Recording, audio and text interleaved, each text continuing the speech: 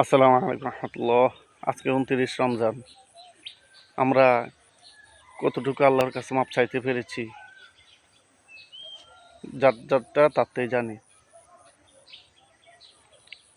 সফলতা অর্জন করুন, সামনের দিকের দিনগুলি একটু ভালো হয়ে চলুন। সবাইকে নামাজের উপদেশ দিন, বাড়ি সহ সকল প্রতিষ্ঠানে নামাজ বাধ্যতামূলক করুন।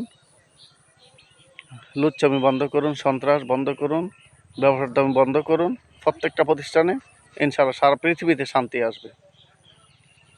শান্তির জন্য আমি আর আপনি দায়ী। আমরা যদি শান্তি বজায় না রাখতে পারি, আমাদের শান্তি আসতে পারে না, আল্লাহ দিতে পারে না। আল্লাহর এবং আল্লাহ রসুলের আদর্শ মোতাবেক চলতে হবে, সকল কিছু করতে হবে। অনেকে দেখা যায় টিকটক করছি, নগ্নতা। কেন? আপনি মহিলা, আপনি কেন এইভাবে নগ্নতা করবেন? আপনি পুরুষ, আপনি কেন মহিলা সাজবেন?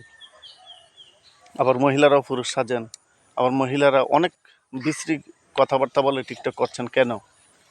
ভালো হয়ে যান। আল্লাহর রহমত চাইতে হলে, পাইতে হলে আপনি এইভাবে করতে হবে, ভালো করতে হবে, ইসলামী টিকটক করতে হবে।